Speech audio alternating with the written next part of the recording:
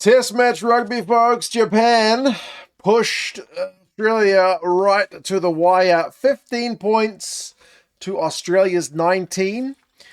Eddie Jones doesn't get to have another sweet, sweet win over his countrymen. I don't know if I would have been able to take it if Eddie had won. As much as I like the Japanese rugby team, I didn't want Eddie Jones to win this one. But geez, his boys came out well in the second half. The bookies had this one as like a 24-point difference. The Wallabies were going to thrash Japan. And I guess based on the first half performance where Japan didn't really fire a shot, maybe that was looking potentially possible. But the Japanese guys came out a lot better in the second half. They actually got their hands on the ball. They were actually able to get down to Australia's end and cause some problems. But geez, did they drop a lot of ball. Australia were not helped by losing two of their locks in the first half, but we will go through some of the key events and the stats. This one is very much the appetizer before the main course of November test matches, which are going to come thick and fast from next week. Wet in Tokyo for this one, really raining the entire match. I don't think that helped either side in terms of their handling. The Aussie lineout was shocking. The Japanese hands generally were just poor. They coughed up a lot of ball. Both sides were turned over early. Both the hookers getting in over the ball. Nasser for Australia and Eda for Japan. And both sides actually lost early lineouts. But Japan's one settled down, whereas the Aussie one just continued to fumble. Again, losing their locks. They lost Salakaia-Loto within like the first 10. And then Canham, who came on to replace him, didn't last much longer. So they ended up like putting champion de Krebny, who's like already captain in a very minimal test career that he's playing with, and he's having to jump into the second row. So that was not ideal for them, but they did get their first try, and it was that man, champion de Krebny. He's able to get himself over the line, and it's the Aussies from a 5-meter tap. Japan conceding too many penalties, especially offsides. But yeah, close range phases. The Aussie guys not opting for threes. Champion de Krebny is able to go over, and they did a lot of that in this game. The Aussies just truck it up phase after phase, but to be honest, the Japanese defense was very, very capable of keeping them at bay for much of the match. I mean, there's only 3 tries here. The Aussies had a heap of ball in that first half. The Aussies did get the maul going on like 18 minutes again. Close range phases and putting the Japanese guys under heaps of pressure. More offside penalties. They get themselves a yellow card. Too many times their hands were just in front of the line when they were on their own goal line. It's just one of the most obvious ones for referees to pick up. If your hands are in front of the line, you're going to get pinged. They kept getting pinged. And the Aussies, 14v15, really need to put the Japanese to the sword. But they don't do it, man. They go 10 more close range phases. And then when they finally spin it out to the backs, they pretty much immediately get punished for it by getting turned over. The handling wasn't great from the Aussies. It put themselves on the back foot. But Michael Leach, the veteran, gets himself over the ball. It is a turnover one. So, yeah, big get out of jail for the Japanese, given that they had a yellow card. But great for the veteran Leach, who, you know, he's been around for yonks. He rolled back the clock in this game. The crowd would chant his name every time he grabbed the ball as well, Michael Leach. That was really great to see. But, yeah, Canham goes off at that point. Yeah, it's not ideal for the Wallabies. And then they start conceding penalties. The Japanese are able to slot a 3 during the yellow card period. So, to be fair, that's a pretty good result for them, that they haven't conceded any points. And, in fact, they have scored. But right at the end of the yellow card period, the Aussies did finally click. And it's a scrum play. Really good one from the Aussies. It's Paisami to Edmed, Callaway, and then Fluke is able to go over. And, yeah, it puts Japan back on the back foot. So 14 points to 3. And that's one of the few times where the Aussies actually genuinely cut the Japanese defensive line open. It happened very few and far between in this one. Gunter considered a penalty on 36 minutes at the breakdown, which led the Aussies to go for a maul and get held up. Takeuchi got himself yellow carded, the tight head prop for Japan. So again, they're down a man. Again, it's a chance for the Aussies to go for the jugular. They do seemingly score through Tizano. He seems to have added another maul try to his efforts, but that one is TMO'd for obstruction. So we go into the sheds with that 14-3 scoreline. Like I said, the bookies were saying 24 points. prior to the game. So 14-3 at halftime, make that, 28-6 at full time. It's not too far off. It's kind of ballpark if the Aussies can click. The Aussies have had 59% of the ball. They've had 75% of the territory. 75%. They've not really had to do a lot of defending down their own red zone, but the run meters is only 160 to 119 in the Aussies' favour.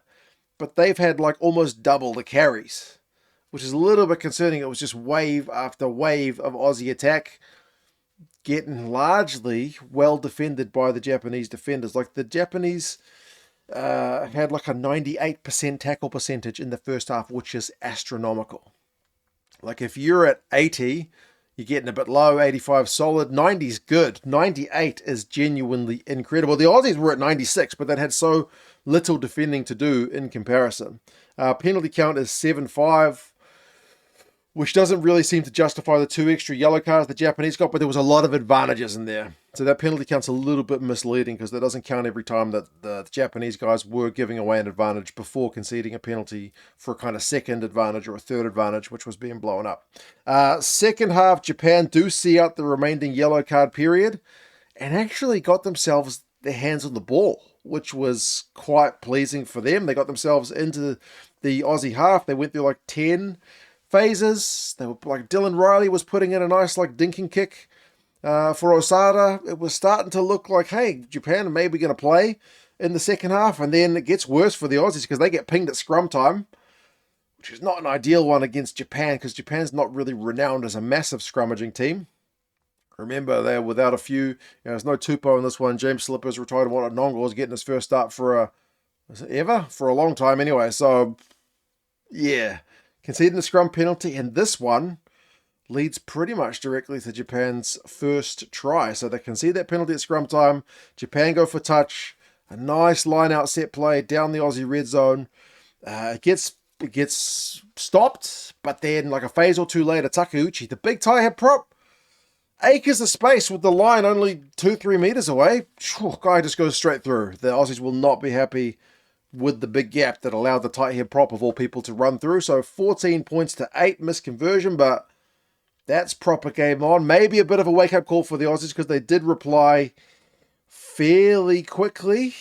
There was a pretty bad exit kick from the Japanese from their score, which, again, on their review, they won't be happy with because they would have liked to get out of their own half. But the box kick did not get the job done. So 21 phases the Aussies go. 21 phases. That's one thing that I will say is a plus for them, is that in the wet conditions, even if they were going nowhere, they weren't dropping the ball for many periods. The line out, again, is another question, but Japan concede a penalty from those 21 phases. Aussies go for touch. They maul it. This time, Tizano's try is given. Misconversion again, but 19 points to 8. That kind of been a misconversion. Japanese misconversion earlier. So 19 points to 8. Aussies kicked 2 out of their 3 conversions. That's why it's 19 points. So back to kind of comfortable, but again, Japan hit straight back. It starts with Callaway knocking it on his own 22. So you make those mistakes, there's a decent chance you get punished. Japan scrum. It's a messy try. It's like a loose ball that kind of bobbles out. The TMO says it comes off a knee. Fujiwara, the halfback for Japan, he pounces, goes very close to the line himself, and then Ben Gunter's able to go over for Japan. So 19 points to 15. Still quarter of the game to go, but that is the final score. I feel like Japan had their hands stuck on a couple of occasions, were maybe looking the more dangerous of the sides. Admittedly, Australia had their chances down the other end as well. Again, going through those phases, but they didn't look like cracking the defense open quite like the Japanese guys did. Like there's one wide ball. The Japanese guys just didn't find the winger. He ends up knocking it into touch. If they find their man, maybe it's on, but to Australia's credit, despite the pressure, despite being away from home, despite having lost 2 of their locks and it being a bit disrupted, despite all the changes that went into the side, they still see out the clock. So it's not convincing, but it is a win. Remember, the Aussies rested a heap of players for this game. They got some guys in Europe unavailable, so it was always going to be a bit disjointed, but I think 19-15 is probably closer than most of us would have predicted. I didn't think it was going to be 24 points, but I thought it would be more than 15 points to 19. Possession and territory finish fairly even. 52-48 and 53-47, both in Australia's favour, but that means because Australia was so far ahead in the first half. Second half, both those stats go to Japan. So Japan had a lot more ball, a lot more territory in the second. The run meters is 349 to 308 to the Japanese. The defenders beaten is 13-10 to the Japanese. Clean breaks is 2 apiece, which is pretty low in the scheme of things. But here's, I think, the killer. Turnovers conceded is 21-12. Japan dropped a heap of ball. Way too much. The lineup for the Aussies was 12 from 16, which is also pretty bad. That's a lot of missed opportunities. The Japanese were 15 from 16, which is actually pretty good. Tackle percentage, man, the Japanese made 210 tackles at 95%, which is world class. Sometimes it felt like the Aussies were making it easy for them by their lack of variety in attack.